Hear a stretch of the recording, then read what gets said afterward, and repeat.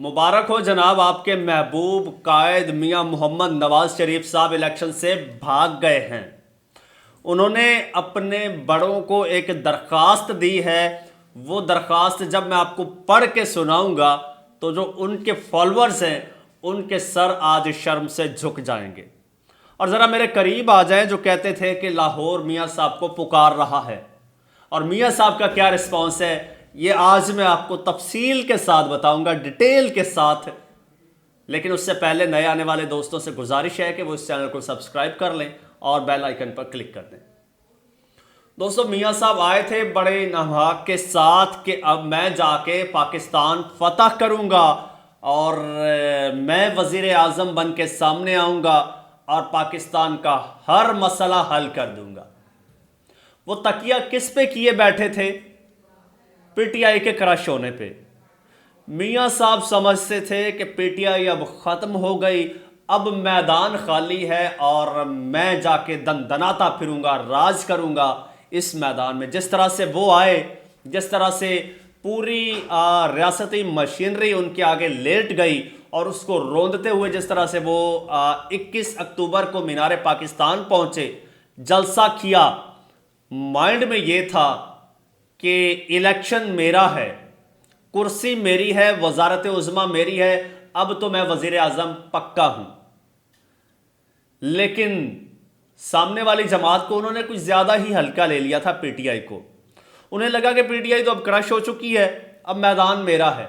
लेकिन हुआ टोटली उसके उलट।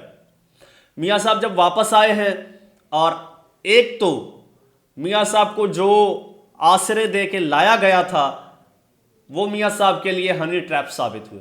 मियां साहब बुरी तरह उसमें फंस गए। और मियां साहब ने जब सर्वे करवाया, आपको याद होगा, इनके नून लीग के जनाब इलेक्शन सेल के जो चेयरमैन हैं वो है इसाक डार साहब। इसाक डार साहब की ज़ेर निगरानी एक सर्वे करवाया गया और पंजाब की हद तक, जिसमें नून लीग बुरी तरह से फ्लॉप हुई। उसके बाद मियां साहब ने फैसला किया कि नहीं, इस तरह से काम नहीं चलेगा, हमारा तो कोई वोटर ही नहीं है यार, वोट बैंक ही नहीं है। लिहाजा मियां साहब ने फैसला किया कि अब हम इलेक्टेबल्स को इंगेज करेंगे। फिर आपने देखा किस तरह से मियां साहब दर दर पे चल के गए अपनी बेटी को लेकर।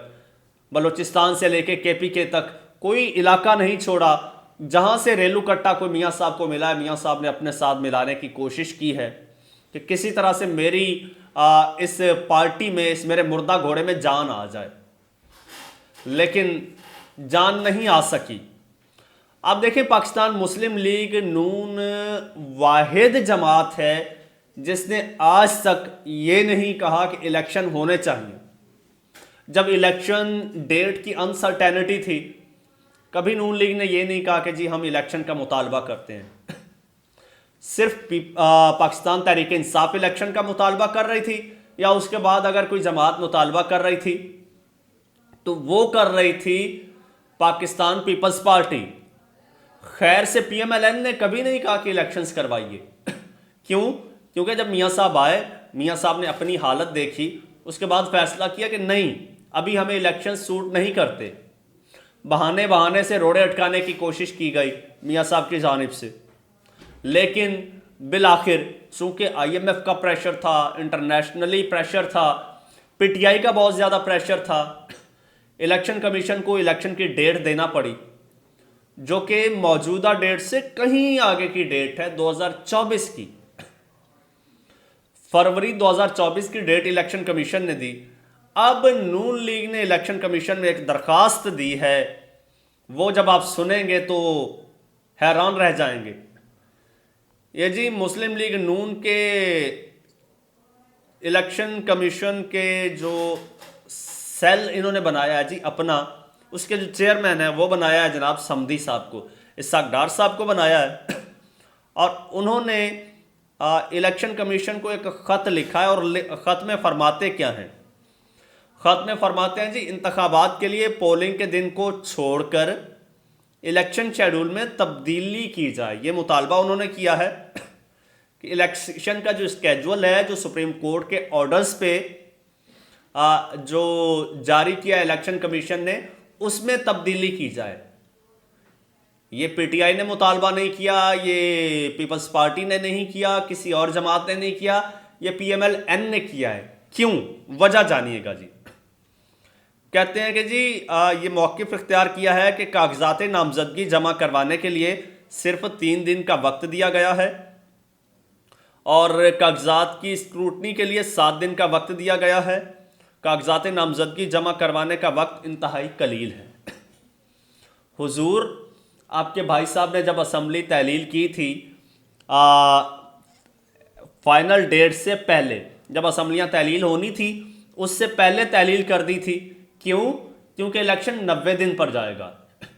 हुजूर, 90 दिन में आपकी तैयारी नहीं हुई, आप 90 दिन में तैयारी नहीं कर सके, अपने कैंडिडेट फाइनल नहीं कर सके, उनके डॉक्यूमेंट्स फाइनल नहीं कर सके, जो आप अभी कह रहे हैं कि दूसरी जानिब पीटीआई, जिस पर इस वक्त तारीख का क्रैकडाउन है, ये मुतालबा वो करते तो समझ आती थी कि जनाब हमारे बंदे जो हैं वो अपनी पोजीशन पर नहीं है, अपनी हालत में नहीं है या जेलों में हैं, उनके फॉर्म हमें साइन करवाने में, सबमिट करवाने में मुश्किलात का सामना हो सकता है, तो हमें टाइम दिया जाए।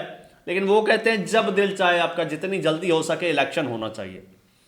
अच्छा, फिर ये आगे हुजूर फरमाते हैं कि जी ये वक्त कम है, ठीक है, वक्त हमें दिया जाए और कागजात नामजदगी जमा करवाने के लिए खासी दस्तावेज़ात दरकार होती हैं, ठीक है। दुरुस्त और नामुकम्मल दस्तावेज़ात की बिना पर कागजात नामजदगी मुस्तरद हो सकते हैं। इलेक्शन कमीशन से मुतालबा किया गया है कि आम इंतखाबात के लिए पोलिंग की तारीख को बदले बगैर कागजात नामजदगी जमा करवाने की तारीख में कम अज़ कम 2 दिन की तौसी कर दी जाए। हुजूर, वही बात, 90 दिन वो गुजर गए, ठीक है, और उससे ऊपर कितने महीने हो चुके हैं असम्बली तहलील हुए। सोचें ज़रा, क्या 6 महीने में भी आपके ये कैंडिडेट्स जो हैं ये अपने डॉक्यूमेंट्स पूरे नहीं कर पाए कि अभी आपको मज़ीद वक्त चाहिए? असल मसला क्या है जनाब? असल मसला ये है कि इनको कैंडिडेट मिल नहीं रहे। इनकी हालत ये है, इनको कैंडिडेट्स मिल नहीं रहे। इस वजह से ये कह रहे हैं हमें थोड़ा सा और वक्त मिल जाए और हमें कैंडिडेट हम ढूंढ लें, किसी को मिन्नत समाजत कोई तरला कर लें, कहीं पे एडजस्टमेंट कर लें। पीटीआई के जो लोटे थे वो सारे इन्होंने मिलाए हैं, उसके बावजूद इनके पास कैंडिडेट पूरे नहीं हो पा रहे। ये इनकी इस वक्त कंडीशन है, ये इलेक्शन से भाग रहे हैं, ये चाहते हैं कि किसी तरह से इलेक्शंस डिले हो जाए, हमें थोड़ा सा और मार्जिन मिल जाए। लेकिन हुजूर, अगर आपको अब तक मार्जिन नहीं मिला तो अब आप किस चीज़ का इंतज़ार कर रहे हैं? जिस चीज़ का इंतज़ार आप कर रहे हैं ना, वो चीज़ अब आपके हक में आने वाली नहीं है। आने वाले वक्त में आप देखिएगा कितनी रैपिडली जो है वो डेवलपमेंट्स होनी है और वो सारी हम आपके साथ 1 बाय 1 शेयर करेंगे। उसके लिए चैनल को सब्सक्राइब कर लीजिए, बेल आइकन पर क्लिक कर दीजिए और मुझे इजाज़त दीजिए। अल्लाह हाफिज़।